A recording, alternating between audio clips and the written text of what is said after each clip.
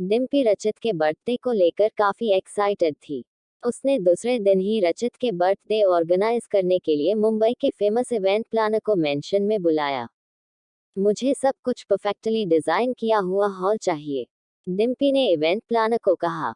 Don't worry ma'am, आपने जैसा कहा है बिल्कुल वैसा ही डेकोरेट किया जाएगा। बस आपसे एक बात पूछनी थी, फ्लावर पिच कॉलर की होगी या पर्पल? डिम्पी प्लानर को कहने जा रही थी तभी उसे कुछ याद आया, रचित और उसकी बचपन की यादें। रचित हमेशा ही अपने घर के गार्डन में हर तरह के फूलों के पौधे लाएगा करता था, लेकिन इन सब में उसे सबसे पसंदीदा फूल बेली के हुआ करता था। और फिर डिम्पी अपने बचपन में चली गई। ये क्या कर रहे हो तुम चश्मिश? दिखाई नहीं देता तुम्हें डिब्बी प्लांट्स को पानी दे रहा हूँ, रचित ने अपना चश्मा चढ़ाते हुए कहा। ऐसे कौन पानी देता है प्लांट्स को? नाक प्लांट्स के अंदर घुसाकर, छोटी डिम्पी खिलखिलाकर हंस उठी। मैं नाक नहीं घुसा रहा बल्कि इसकी खुशबू ले रहा था। ये बेली के फूल है और इसकी खुशबू भी बहुत अच्छी होती, मुझे पापा ने एक बार कहा था। छोटा रचित कमर पर हाथ रखे कहता। ओके, क्या मैं भी इसकी स्मेल ले सकती हूँ? छोटी डिम्पी ने चाहते हुए कहा। हाँ हाँ क्यों नहीं, रचित ने कहा। आह, और फिर दोनों ने बेली फूल की खुशबू साथ में सांस में ली और खिलखिलाकर हंस पड़े। वर्तमान मैम मैम, इवेंट प्लानर ने डिम्पी को 2-3 बार आवाज लगाकर कहा। हाँ, डिम्पी अचानक ही कहती। वो आपने कहा नहीं डेकोरेटिंग में कौन से फ्लावर्स यूज करने हैं? इवेंट प्लानर ने कहा। हम बेली के फूल, डिम्पी ने कहा। उसके चेहरे पर हल्की शर्मीली सी मुस्कान थी। बेली के फूल, ओके डन, इवेंट प्लानर ने फूल का नाम सुनकर सोचते हुए जवाब दिया।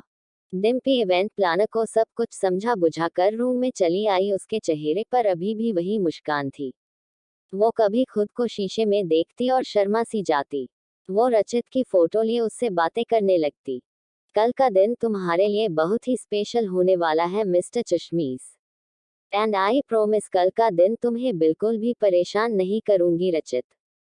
खुद से रचित का नाम लेने पर डिम्पी खुद में शर्मा जाती। तभी डोर नॉक करता हुआ होममेड डिम्पी से कहता। मैम, वो इवेंट प्लानर आपसे कुछ कहना चाहती हैं, लेकिन अभी तो मैं उसे सब कुछ समझा कर आई थी। ओहो, मैंने कहा ही था मुझे कोई मिस्टेक नहीं चाहिए। डिम्पी जिस तरह भड़कते हुए जाती है, सामने का नज़ारा देख उसका गुस्सा हवा की तरह उड़ जाता है। Oh my God so beautiful, Dimpy सामने का नज़ारा देख उसकी आंखें बड़ी हो जाती। वहां ढेर सारी बेली के फूल मंगवाई गई थी जिसकी खुशबू पूरे मेंशन में छा गई थी। नताशा, ये तो वही फ्लावर्स है जिसके बारे में मैंने बताया था, पर तुमने इतनी जल्दी अरेंज कर लिया, आई एम सरप्राइज, डिम्पी ने उन फूलों को हाथ में लेकर कहा। थैंक्स मैम, आपने जैसे ही मुझे बेली के फूल बारे में बताया मैंने फौरन ही अरेंज करवा लिया था। आफ्टर ऑल आपके हस्बैंड का स्पेशल बर्थडे है और आप उन्हें बहुत ज़्यादा प्यार करती है, इसलिए उनके लिए सरप्राइज प्लान कर रही है। सच में मैम, आपके हस्बैंड तो बहुत लकी है जो इतनी प्यार करने वाली वाइफ मिली है। नताशा के प्यार शब्द पर जोर डालने पर डिम्पी को जैसे जोर का झटका सा लगा हो। उसके बाद उसे और कुछ सुनाए ही है पड़ा। मुझे प्यार है रचित से, डिम्पी के मन के कोने से आवाज आई। डिम्पी को रचित के लिए प्यार का एहसास हो चुका था और फिर उसे समझ आया क्यों वो रचित से दूर नहीं जाना चाहती थी, क्यों रिका को उसके साथ देखकर सहन नहीं कर पाती थी, क्यों बुरा लगता था उसे रचित का उदास होना।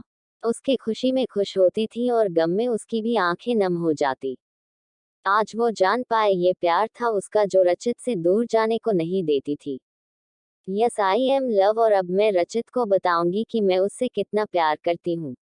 अब तो उसके बर्थडे पर दो सरप्राइज देने वाली हूँ, एक उसकी बर्थडे पार्टी का और दूसरा जो उसके लिए सबसे स्पेशल गिफ्ट होगा, सिर्फ मेरी तरफ से। आखिरकार वो दिन भी आ गया जिसे डिम्पी को बेसब्री से इंतजार था, रचित का बर्थडे वाला दिन। इवेंट प्लानर ने डिम्पी के बताए हुए निर्देश अनुसार मेंशन को बेली के फूल से डेकोरेट किया था। साथ ही ताजे फूलों की खुशबू पूरे मेंशन में फैल रही थी। तभी खुशबू की महक से सरला जी बाहर आती हैं और पूरे हॉल की सजावट को देखकर कहती। अरे वाह, आपने तो बहुत अच्छे से घर को सजाया है। थैंक यू आंटी जी, लेकिन हमने तो सिर्फ डेकोरेट किया है, बल्कि काबिले तारीफ तो आपकी बहू ने किया है हमें इतना अच्छा आइडिया देकर। सच कहूँ तो मैंने कभी सोचा ही था बेली के फूलों से इतनी अच्छी तरह से सजावट भी की जा सकती है। इवेंट प्लानर ने सरला जी को डिम्पी की तारीफ करते हुए कहा। तभी डिम्पी भी वहां आ जाती है। हाँ, सो तो है मेरी बहू, सरला जी डिम्पी को और देखकर कहा। आंटी जी, मैंने तो सिर्फ आइडिया दिया था, बाकी डेकोरेशन तो नताशा ने किया। वाकई में Natasha, it's so beautiful, Dimpy ने हॉल की डेकोरेशन को देखकर कहा। अब बस रचित के आने का इंतजार है, वो तो बहुत ही खुश हो जाएगा अपना बर्थडे सरप्राइज देखकर, क्यों बहू? सरला जी ने डिम्पी की ओर इशारे से कहा। डिम्पी शर्मीली सी अपने नजरें झुकाने लगी। अरे अरे आंटी जी, जरा देखिए तो अपनी बहू को, पतिदेव का नाम लेते ही चेहरे पर ब्लश आने लगे। नताशा ने डिम्पी को छेड़ते हुए कहा। अरे आप सब भी न, ऐसा कुछ नहीं है, डिम्पी ने चेहरे पर आई मुस्कान को छुपाते हुए कहा, लेकिन उसकी मुस्कान छुपी नहीं जा रही थी। ओके डिम्पी, मेरे पास भी तुम्हारे लिए एक सरप्राइज है, नताशा ने कहा। मेरे लिए क्या सरप्राइज है नताशा? डिम्पी ने कहा। सी, ये ब्यूटीफुल सा ड्रेस आपके लिए मैम। नताशा ने एक सुंदर सी डिजाइन की हुई साड़ी डिम्पी को गिफ्ट करती है। Wow, it's so beautiful sari. Dimpy को डिजाइनर साड़ी पसंद आती है, और आप इसे पहनोगी तो ये और भी खूबसूरत लगेगी, नताशा ने कहा। Sure, thank you Natasha. वैसे बर्थडे मेरे हस्बैंड का है और गिफ्ट मुझे मिल रही है, सो फनी ना, डिम्पी ने मजाकिया अंदाज में कहा। गिफ्ट तो मैं बर्थडे बॉय को ही दे रही हूँ। आखिर जब वो इस ब्यूटीफुल साड़ी में अपनी गॉर्जस वाइफ को देखेगा तो पलके झपकाना ही भूल जाएगा, नताशा ने कहा। और डिम्पी, एक बार फिर डिम्पी के गाल लाल हो गए। बहू, अब जाकर तैयार भी हो जाओ, रचित की फ्लाइट का टाइम हो गया है, वो आता ही होगा, सरला जी ने कहा। ओके, मैं अभी आती हूँ, कहते हुए डिम्पी कमरे में तैयार होने चली गई। वो नताशा की दी हुई डिजाइन साड़ी को आज की पार्टी के लिए पहनती हैं। वो साड़ी पर्पल कलर की थी जिस पर व्हाइट स्टोन से वर्क किया था और उसी के साथ सिलेबल्स डिजाइन ब्लाउज। डिम्पी उस साड़ी में बेहद खूबसूरत लग रही थी और उसकी आंखों में रचित के लिए प्यार उसकी खूबसूरती पर चार चांद लगा रही थी।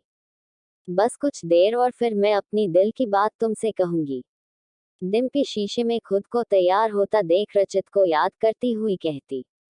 बस कुछ देर की बात है, फिर मैं आ रहा हूँ। रचित की फ्लाइट मुंबई आ चुकी थी, वो कार में बैठकर मेंशन के लिए निकल जाता है। सभी लोग रेडी होकर नीचे हॉल में आ जाते हैं। डिम्पी रचित के लिए स्पेशल बर्थडे केक हॉल में सेट करवाती हैं। सब कुछ टाइम के साथ तैयार हो चुका था, सारे गेस्ट भी आ चुके थे, अब सिर्फ रचित के आने का इंतजार था। तभी कार मेंशन में आती है, उसमें से रचित बाहर निकलकर अंदर आता है। मेंशन में कदम रखते ही उसे सब कुछ अंधेरा सा दिखाई देता है। इतना अंधेरा क्यों है यहाँ? रचित ने कहा। तभी लाइट ऑन होती हैं और सभी उसे हैप्पी बर्थडे विश करते हैं। ओह व्हाट अ सरप्राइज, रचित ने हैरान होकर देखा। तभी डिम्पी रचित को पर्सनली विश करने के लिए उसके पास धीमी धीमी कदमों से आगे बढ़ती है। उसके चेहरे पर अभी भी शर्मीली सी मुस्कान थी और दिल धोखनी सी चल रही थी। रचित भी उसके पास आता हुआ दिखाई देता है, जिससे डिम्पी की धड़कनें और बढ़ने लगती हैं।